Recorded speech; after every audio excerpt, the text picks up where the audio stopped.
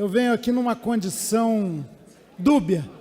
Em primeiro lugar, vivendo os 3, 4 últimos meses como deputado federal nessa casa, após 4 mandatos que o povo do Rio de Janeiro generosamente me concedeu.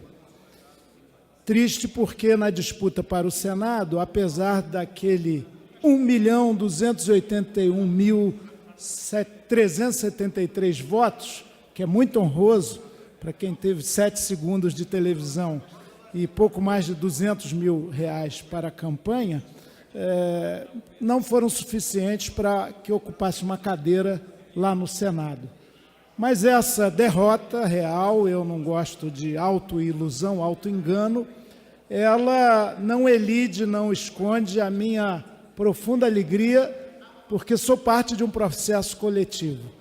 A alegria por ver a nossa decana, Luísa Erundina, mais uma vez trazida para essa Câmara, com a sua história de vida, a sua luta, a sua capacidade, seu compromisso com o povo, com uma votação muito expressiva, e na outra ponta etária, o Glauber, que não será mais o mais jovem da nossa bancada, que terá 10 parlamentares aqui na Câmara dos Deputados, mas que também foi reconduzido. Isso me alegra, eu estou absolutamente representado, não farei a menor falta nessa casa.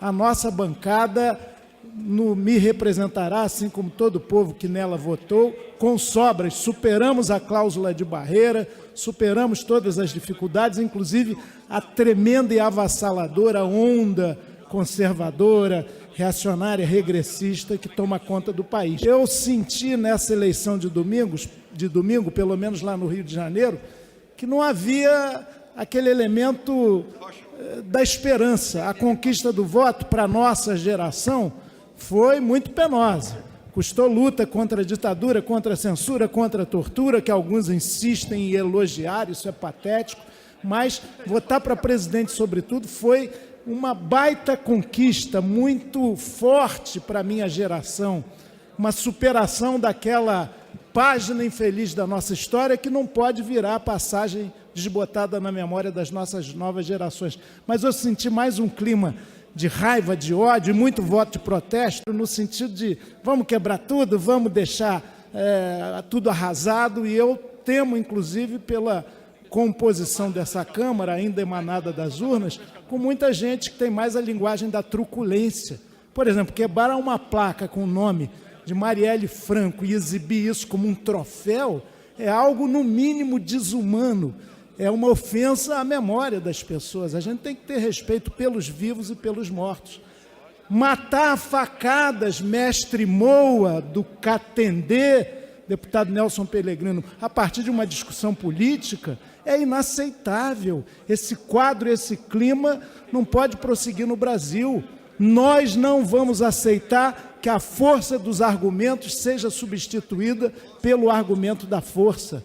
Nós não podemos entender como tanta gente considera normal fazer elogio de um general torturador como o brilhante Ustra, ou se dizer contra a corrupção e elogiar aqui, por exemplo, aquela figura do Eduardo Cunha, menos mal que não elegeu a filha, como outros aí que estão com os seus genitores presos e lançaram os filhos.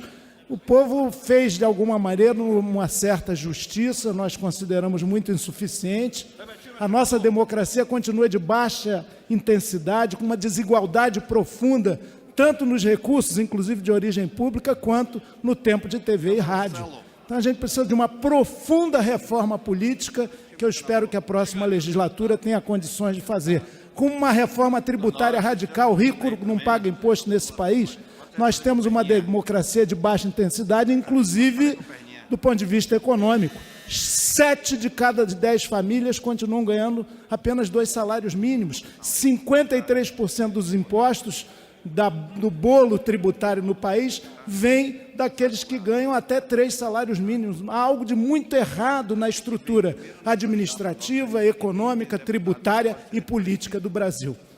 Encerro trazendo esperança. Entre as milhares de mensagens que recebi, me chegou uma de Cora Coralina, aqui do nosso estado de Goiás. E ela diz: desistir, eu já pensei